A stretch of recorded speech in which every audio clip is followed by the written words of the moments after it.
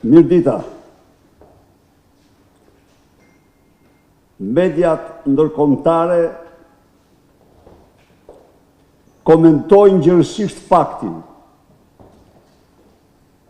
se kreu i organizacë kriminale shqiptare apo kryeministri i narkoshtetit shqiptar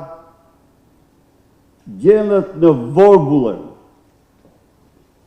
e super skandalit që përfshin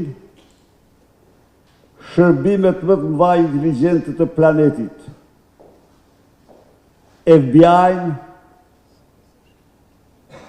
shërbimin rus dhe atë kinez. Raporti i inspektorit të përgjithshëm të Departamentit të Shtetit paraqet Edi Ramën si lojtar kryesor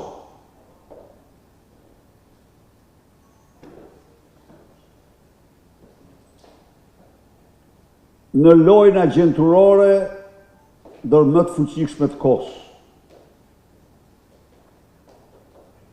Duhet ta pranojmë se dimensioni kinez i kësaj loje te i kalon të gjitha dimensionet tjera. Fakte shkatrimtare, por Edi Ramën edhe në dimensionin kinez të kësaj loje. Kur them dimensioni kinez, them se zbulimet kineze në përmjet ati që e quenin një sy, Aiwan, dhe që ishte agenti i tyre McGonigal, arritën të marrin të dhënat më sensitive të ndjekjes së drejtuesve kryesor të kompanisë konglomeratit energjetik të Kinës, Patrick Ho dhe Jan Gjemin, i pari kryetari fondacionit të kësaj korporate, i dyti kryetari korporatës. Por në këtë mes ndodhet dhe Edi Rama. Pra, çfarë ndodh? Me datën 9 shtator të vitit 2017,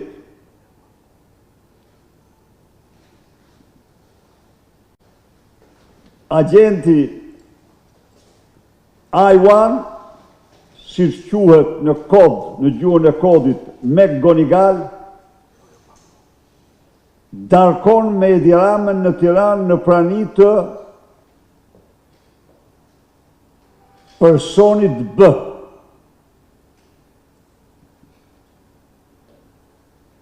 Dorian Duçkës, këshilltarit më të afërt të tij, i cili mbante pasaportë diplomatike si zyrtar i lartë i qeverisë Rama.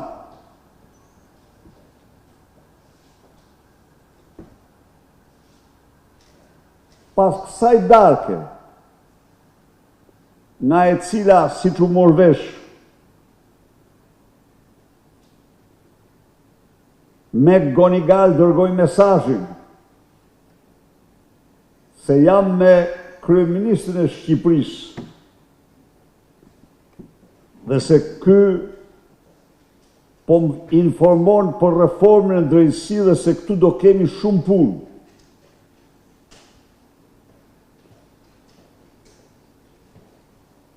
Këtu do kemi shumë punë.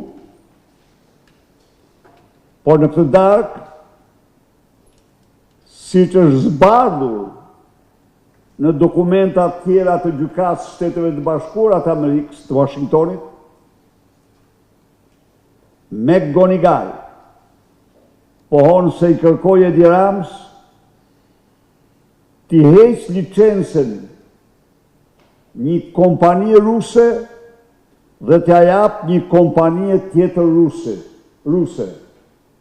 Pra këtu u diskutuet qartësisht për shërbimet ruse.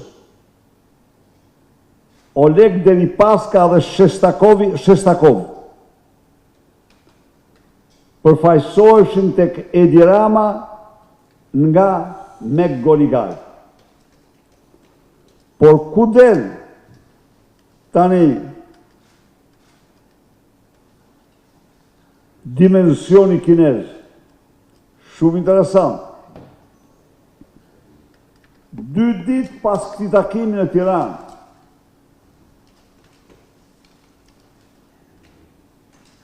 Hunter Biden,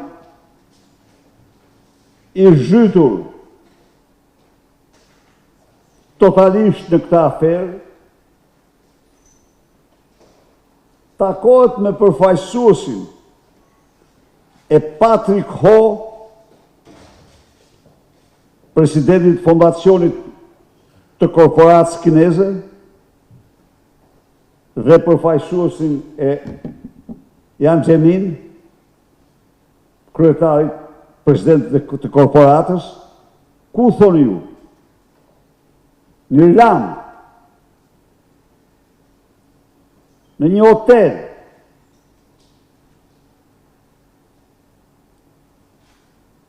dhe këtu diskutohet për të dhënat që agenti McGonigal i kishte dhënë për t'ia përcjellë shërbimeve kineze direkt Patrick Ho dhe Jiang Zemin, agentit kinez të quajtur Dorian Dushka, këshilltari i Edi Ramës. Këshilltari i Edi Ramës.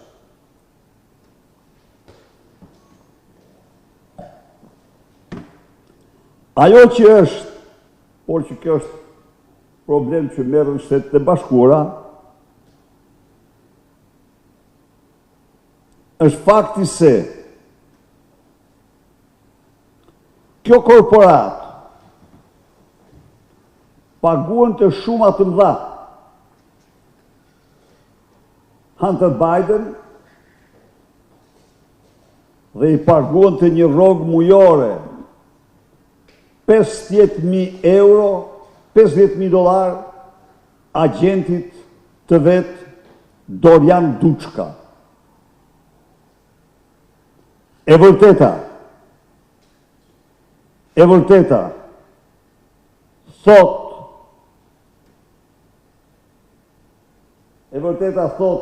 inspektori i përgjithshëm, është se FBI kishte futur në rreth për të arrestuar si Patrick Ho, Jiang Zeminin, ashtu dhe Dorian Dushka. Dhe Dorian Dushka për arrest. Por ku del, përveç se me Dorian Dushka Edi Rama me dosjen kineze?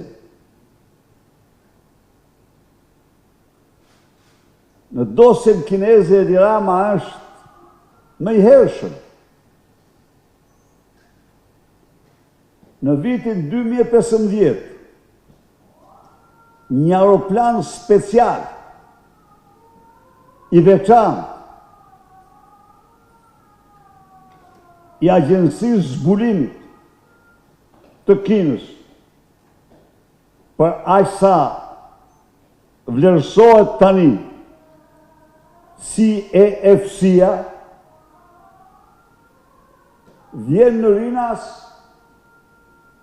dhe merr Edi Ramën në një fluturim 13 apo 15 orësh Tiranë-Hong Kong.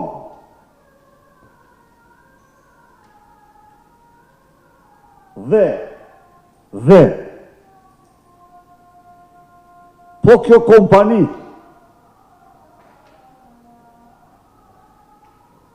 presidenti dhe kryetari fondacionit të cilë do dënoheshin më vonë në Shtetet Bashkuara sepse kishin korruptuar në Afrikë politikanë,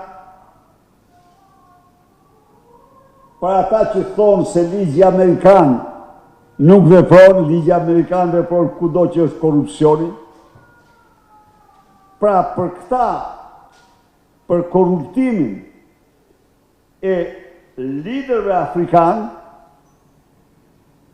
u arrestuan të dy në një operacion të përsosur, të organizuar nga FBI, duke bypassuar si me Gonigalin, ashtu dhe burimet e tyre tjera, dhe do janë duçkët. Edi Rama, pikrisht me avion special të këtyre të kryetarit Jan Xhemin dhe Patrick Ho, ndërmerr fluturimin Tiranë-Hong Kong. Dhe jo vetëm kaq, por kompania me interesat të thella nafte në Shqipëri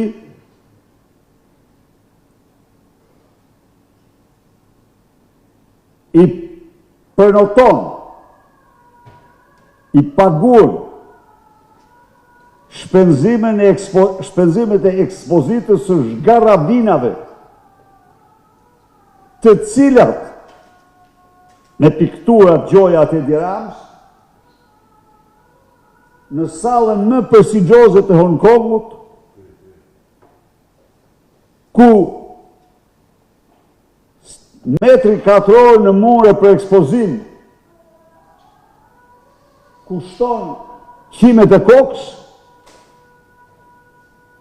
dhe aty varen zgarravinat e Edi Ramës, të cilat për nivelin artistik, si që kanë vlerësuar dy kritik të artit të mirë njohur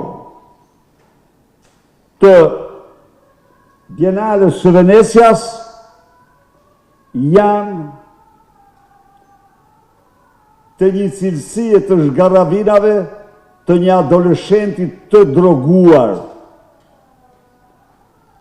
Kjo është vlerësimi artistik i një mediokri që s'ka ekspozuar kur në jetën e tij, përveç se kur bë kryeministër.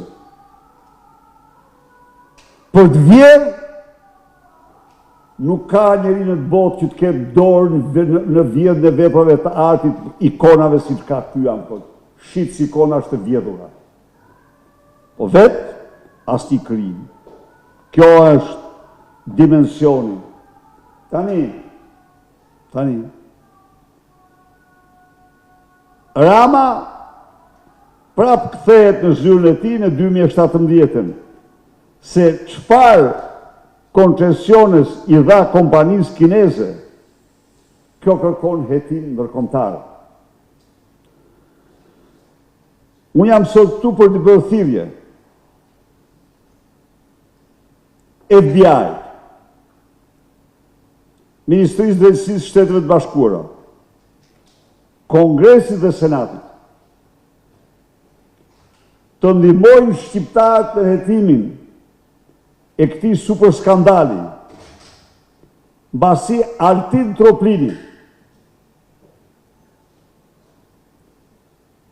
ky mercenari e Edi Ramës, mban prej 3 vitesh në sirtar dosin e dorëzuar nga opozita. një dosje të sensitivitetit më të lartë.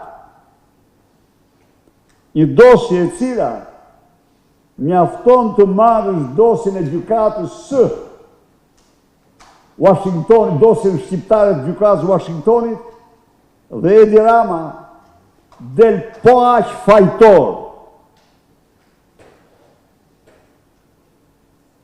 sa dhe vetë me Gonigali për shtetin që ka marrë dhe ky i ka dhënë atij. Por i ka shumë të errta lidhjet e tij me Dorian Duchkën dhe jo vetëm Dorian Duchkën. Thirrja ime është të hetohet Partia Demokratike disponon fakte dhe dhëna absolutisht me interes të padiskutueshëm në këtë proces hetimi dhe mund t'jap një kontribut të çmuar. Por njeriu që po bllokon hetimin është Altin Troplini. Është një dhe vetëm një Altin Troplini, i cili ka hapur gjoja çështjen, por çështjen e ka hapur pa thirrë kurrë Edi Ramën, do më thënë pa emër, si të ka hapë çështje Irena Gjokës. Pra, në të dy rastet për të mbrojtur.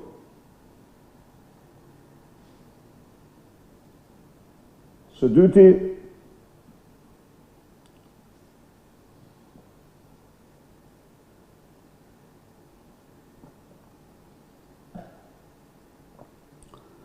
unë do të paralajmëroj shqiptarët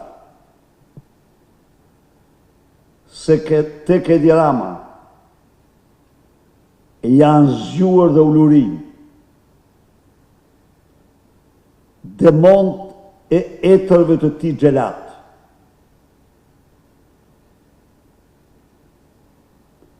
Ai po punon ditë e natë për ndërtimin e shtetit më policesk të planetit. Dhe ai nuk po e fsheh këtë më. Po tregohen të verbër dhe konformist njerëzit ndaj tij, kurse ai publikisht. Ai kur vendosi bllokimin e TikTokut, vendosi të gjithë teknologjinë e regjistrimit të përgjithshëm të çdo lloj komunikimi në Shqipëri.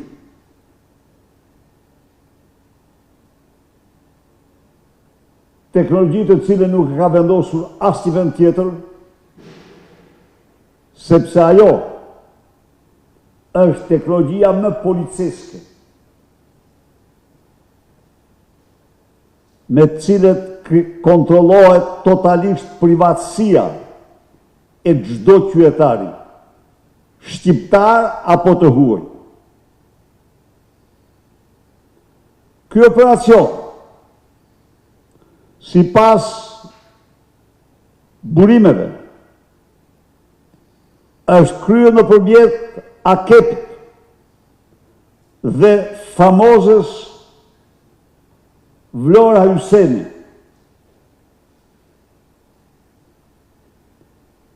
Ky operacion është një akt policesk i shëmtuar. Por tani, doradorës me Uluziu dhe eksponentin mafioz të sigurimit të shtetit Arben Rakiti, një nga përfaqësuesit më të shëmtuar të mafjes së sigurimit të shtetit shqiptar, po kompleton kodin në mënyrë që ta përdorë informacionin për të ndëshkuar qytetar dhe gazetar. Dhe sfundi si të ndigjuat vetë, ky manjak, që thash dhe njëherë, që i vlojnë në shpirt, demon të etërve të ti gjelat, për kundërshtar politik, deklaroj me mburje, se me kamera do kontrollojnë çdo kopje në shkolla. Në kamera do kontrollojnë çdo hyrje dhe dalje. Pra, me ta shtuqujturin Smart City, do vendos kontrollin në total në çdo hapësirë publike dhe private ndaj qytetarëve. Dhe këte e tregoj me mburje të madhe. Po tha, do shohim, imagjinoni tani, të dashur nxënës dhe nxënës, se si ky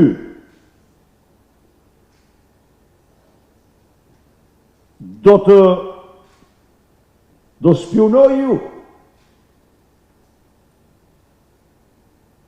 Në vendin që ka teknologjinë më të lartë në botë, kjo kur nuk ndodh. Nxënësja ulet në banko dhe shkruan këtë detyrë, këtë artim e bëj në përgjegjësinë time dhe vetëm vetë. Dhe ky zotim mjafton, nuk i vendosin as kamera, as gjë tjetër, dhe kjo është mënyra se si edukohet sinqeriteti tek të rit, virtuti tek fëmijët dhe të rit. Kurse ky thot, do të fus kamerat të shohin nëse kopjoni apo skopjoni.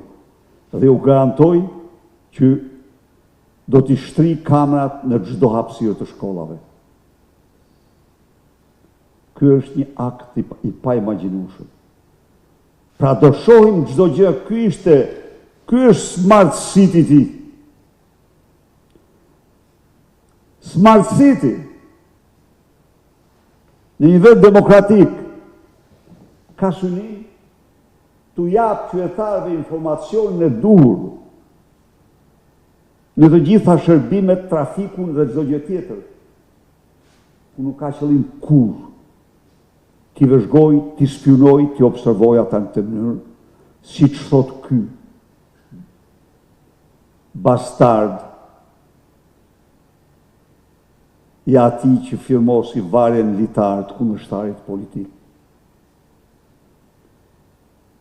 Unë mendoj se çdo shqiptar duhet kuptoj se vëzhgimi i tij, mbikëqyrja e tij policeske përbën fundin e çdo privatësie për te. Në shkallë të tillë nuk e ka bërë dot kur sigurimi i shtetit. Kur. Sado numrin e agjentëve, sado regjistrues që vendoste, por nuk ka vendosur kur regjistrues të klasa të nxënësve. Nuk ka shtruar kur mësuesin në policë, apo drejtorin e shkollës në policë. Pra, kemi të bëjmë me një përshkallëzim të hapur të vendosjes së shtetit policor. Faleminderit. Zoti Berisha, ju thatë se ligji amerikan vepron kudo ku ka korrupsion. Ju thatë se ligji amerikan vepron kudo ku ka korrupsion. A keni pritshmëri se ky ligj mund të veprojë edhe në Shqipëri për autoritetet e përfshira në çështjen me Goni Gal? 100% mund veproj pa asnjë pengesë. Dhe në qoftë se nuk vepron, do thotë që është zbatim i njanshëm. Në qoftë se Patrick Ho dënohet, arrestohet se ka korruptuar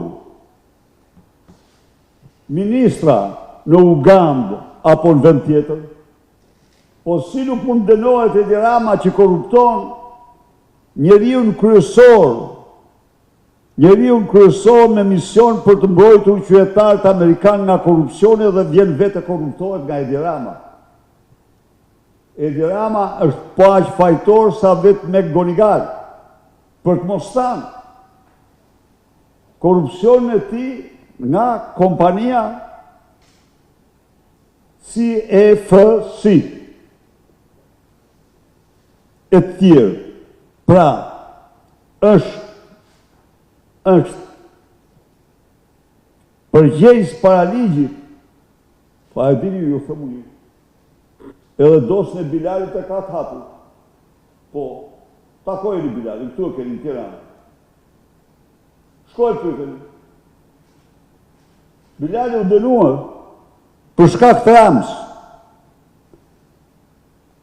A e bëri dënimin, Rama mbahet rezervë. Pra, pa diskutim që dënohet. Edhe Toma, në rastin e Bilalit. Ku shkoi fare Bilali? Tom Doshi atë fare. Se njohu, se ka gjeti njëri që thot ja kam dhënë u këtë gënjerë të gjitha ato. Para të janë Tom Doshi, që shumë e njohur kjo. Po pranaj Rama me Tomën janë lidhe mos putë. Hiqë mos putë. Zoti Berisha, zgjedhjet e 11 majit që ju i cilësoni si farsë elektorale, sot kreu i Komisionit Qendror të Zgjedhjeve zoti Ilirian Celibashi i cilësoi si zgjedhje që i shkojnë për shtat një vendi që kandidon për të antarësuar në Bashkimin Evropian, ndërsa votën e diasporës e cilësoi si një model dhe një histori suksesi. Si i cilësoni këto deklaratë? Natyrisht tani këta janë të gjithë flasin çfarë thot zyra e Edi Ramës. Këta i marrin të gatshëm nga zyra e Edi Ramës dhe i lexojnë si Iliriani, ashtu dhe Bajrami, edhe të gjithë me radhë, këtu ka vetëm një zyrë shtypi. Ajo zyrë shtypi është vetëm Edi Ramës. Dhe s'ka deklaratë me qesharake. Zgjedhjet ishin një farsë vërtet elektorale. Dhe ne kemi faktuar me qindra mijëra fakte se në këto zgjedhje u shkelmuan standardet më elementare të zgjedhjeve të drejta, standardet ndërkombëtare dhe ligjit të vendit. Faleminderit. Mirupafshim.